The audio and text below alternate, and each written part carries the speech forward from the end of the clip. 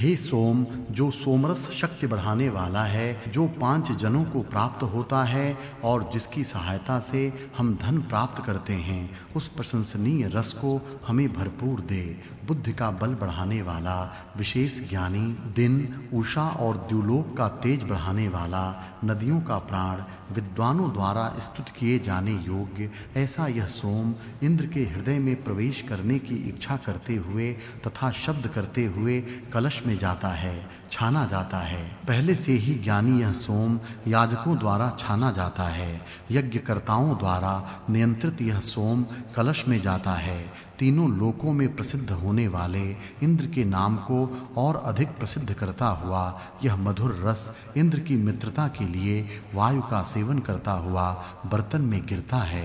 लोगों का हित करने वाला यह सोम पवित्र होता हुआ उषा को प्रकाशित करता है।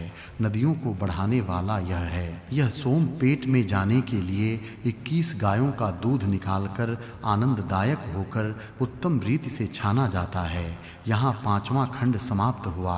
षष्ठः खंडः। हे इंद्र, तू युद्ध में वीरों का उपयोग करने वाला है, क्योंकि तू शूर है और युद्ध में स्थिर रहने वाला है, इसलिए तेरा मन आराधना करने के योग्य है। हे बहुत धनवान इंद्र, धारण करने वाले, सब देवताओं को हवि देने वाला, यजमानों के पास तेरे द्वारा दिए गए दान स्थिर रूप से रहते हैं, इसलिए हे इंद्र, हमें धन देकर हमारी सहायता कर। हे अन्नों के व बलों के स्वामी इंद्र, आलसी ब्राह्मण के समान तू आलसी मत हो, अपितु गोदुग्ध मिश्रित सोम रस से आनंदित हो।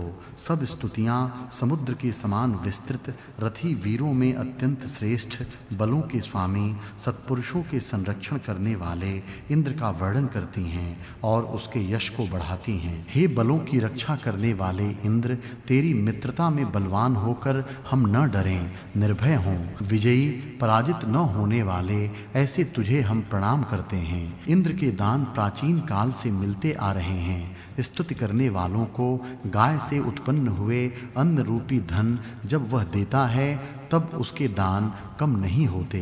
यहाँ 6वां खंड समाप्त हुआ। इति तृतीयोध्यायः। तृतीय अध्याय, इंद्र देवता। इस अध्याय में इंद्र देवता के गुण का वर्णन इस प्रकार है। इंद्र उग्रवीर है, वह शूर है, वह वज्र को धारण करता है, शत्रुओं को फाड़ता है, सोने के आभूषण धारण करता है, शब्दों को सुनते ही रथ में जुड़ जाने वाले ऐसे होशियार घोड़े इंद्र के हैं। इंद्र के घोड़े इतनी अच्छी तरह शिक्षित हैं कि शब्द बोलते ही अपनी जगह जाकर खड़े हो जाते हैं। स्तुत्य प्रशंसनीय, अन्न और बल का स्वामी, हे इंद्र, हजारों धन जिसमें प्राप्त होते हैं, ऐसे युद्ध में हमारी रक्षा कर।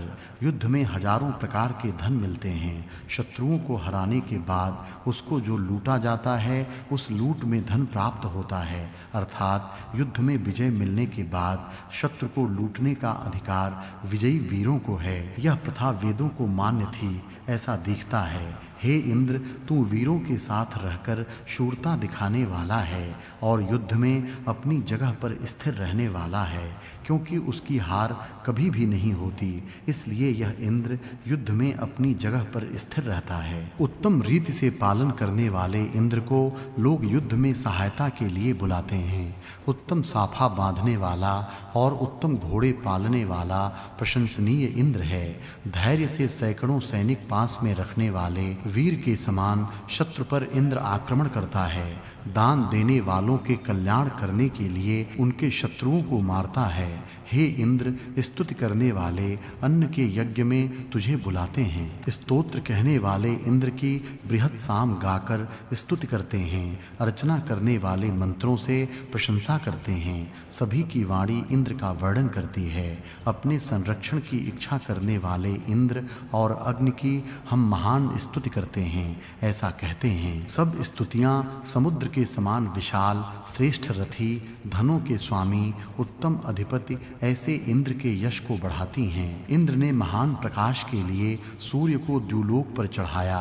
किरणों से मेघों को फोड़ा और पानी बरसाया। इंद्र के ये गुण इन मंत्रों में आए हैं। इनमें से जो गुण अपने में लाए जा सकें उन्हें पाठक लाने का प्रयत्न करें, और जो गुण न आ सकते हों उनका अवश्य ही पाठक अपने मन में धारण करें।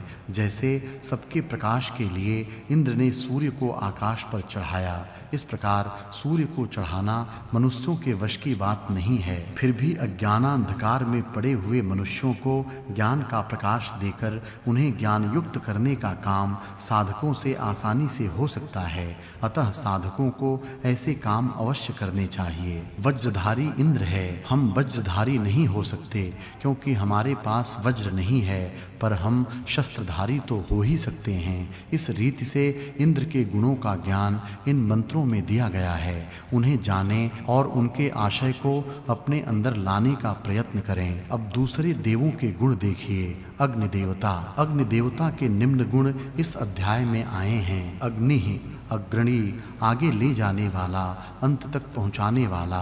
विश्ववेदाः, सर्वज्ञ, सब धनों को अपने पास रखने वाला। यज्ञस्य सुक्रतुः, यज्ञ का संपादन उत्तम रीति से करने वाला, सज्जनों का सत्कार करने वाला, सब लोगों का संगठन करके और दान देकर सबका उद्धार करने वाला। विश्वपतिः, प्रजाओं का पालन करने वाला। पूर्व प्रियः, बहुतों को प्रिय। हव्यवाह, हवि देवों को पहुँचाने वाला। दूतः, हवि को देवों तक पहुँचाने वाला दूत। होता, देवों को बुलाकर लाने वाला। उत्पन्न होते ही यजमानों के लिए देवों को बुलाकर ला, तू हमारा होता और स्तुत्य है। यहाँ पर अग्नि को देवों को बुलाकर लाने वाला और यज्ञशाला में उन्हें अपने अपने स्थान पर बैठाने वाला कहा गया है। यहाँ यज्ञशाला हमारा शरीर है। इस शरीर रूपी यज्ञशाला में नेत्र स्थान में सूर्य, हृदय के स्थान पर चंद्रमा, फुसफुस में वायु, छाती में इंद्र, मुख में अग्नि, कान में दिशा, ऐसे अनेक अवयवों में अनेक देव आकर बसे हुए हैं और इस देह में अपना अपना काम वे करते हैं। ये देव शरीर में उष्णता रूपी अग्नि के रहने तक ही रहते हैं। शरीर के ठंडे होने के पहले ही सब निकल जाते हैं। इसलिए कहा है कि अग्नि शरीर रूपी यज्ञशाला में सब देवों को बुलाकर लाता है और उन्हें अपने अपने स्थान पर बैठाता है और उनके द्वारा यहाँ के सब कार्य करता है। शरीर में यह अनुभव सभी साधकों को लेना चाहिए और अपने शरीर रूपी यज्ञशाला में सब देव कैसे और कहाँ रहते हैं यह जानना चाहिए। देवों को बुलाकर लाने का अर्थ राष्ट्र में विद्वानों को बुलाकर लाना है। विद्वांसो हि देवाः, विद्वान ही राष्ट्र में देव हैं। इस प्रकार देवों के गुण अपने राष्ट्रीय और वैयक्तिक कर्तव्य की जानकारी दे रहे हैं। उसे जानकर अपनी उन्नति करनी चाहिए। इंद्र अग्नि की स्तुति। इंद्र और अग्नि की स्तुति एक ही जगह है। इस विषय में इस प्रकार कहा है, अपने संरक्षण के लिए उन दोनों की इस प्रकार स्तुति की जाती है। शत्रु के बाधा डालने के लिए आने पर अन्न प्राप्ति के लिए इनकी स्तुति की जाती है। स्तुति करने वाले, भविष्य का हवन करने वाले, धन की इच्छा करने वाले, यज्ञ करने वाले हम तुम दोनों इंद्र और अग्नि को स्तुति करके बुलाते हैं। जैसी जानकारी है वैसी ही उत्तम धन देने वाले इंद्र की आराधना करो। इस प्रकार इंद्र और अग्नि की स्तुति इस अध्याय में है। मित्र और वरुण की स्तुति। मित्र और वरुण इन दोनों देवताओं की स्तुति भी इस अध्याय में है।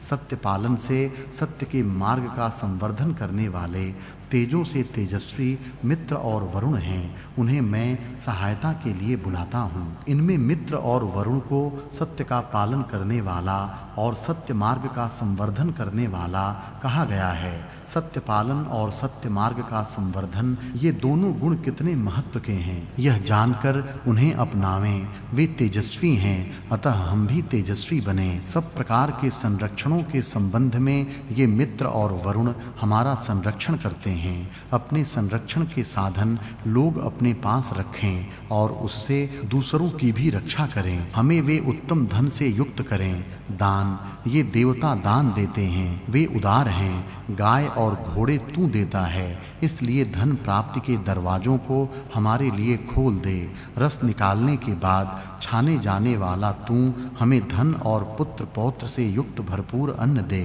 धन और अन्न पुत्र पौत्र से युक्त हों। घर में अन्न और धन के साथ उसका उपभोग करने वाले पुत्र पौत्र भी हों।